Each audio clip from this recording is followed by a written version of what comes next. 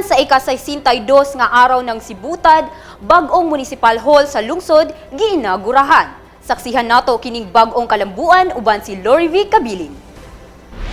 Dungan sa pagsaulog sa ika-62 nga araw ng Sibutad kaniadtong Setyembre 11 ning tuiga, ginagurahan ang bag-ong moderno nga municipal hall building sa lungsod nga nahimutang sa barangay Poblasyon.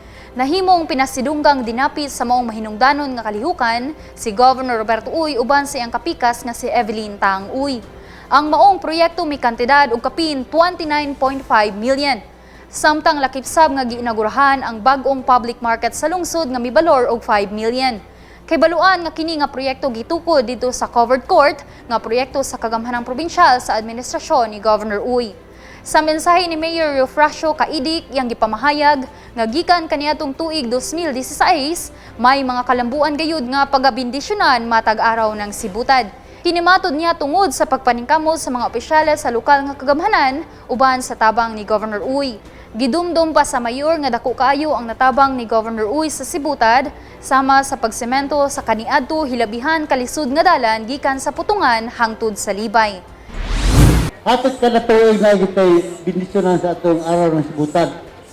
Tungod nga sa among paningkamot among uban, ug uban po sa atong ranggong gobernador sa iyang pagtabang sa atong lungsod. No? Unang di kita malimot kay nga naman, ngayon anak atong lungsod gumikay sa atong gobernador pod.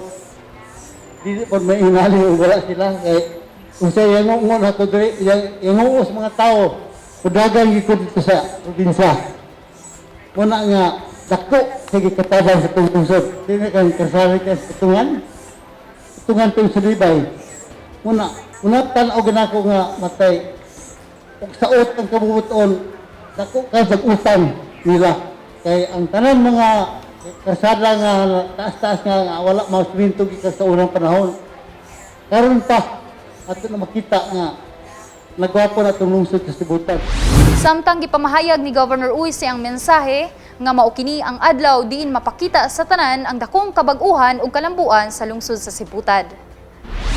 Ako manghinaot nga mabati ninyo kung unsa ka nindot ang komunidad nga mapadayon ang paglambo. Busa padayon nato ang atong pagkayusa, pagpinabangay o pagsalig sa usa-usa alang sa padayon na kabag-uhan sa atong minahal nga Sibutad. Magpabiling updated sa mga pinakaulahing kalambuan ning atong probinsya. I-like o i-follow ang among Facebook page ug mag-subscribe sa among YouTube channel. Kini si Lady Mary Luya alang sa Zamboanga del Norte Provincial News Network. Ang dapig sa kamatuuran, duyog sa kalambuan.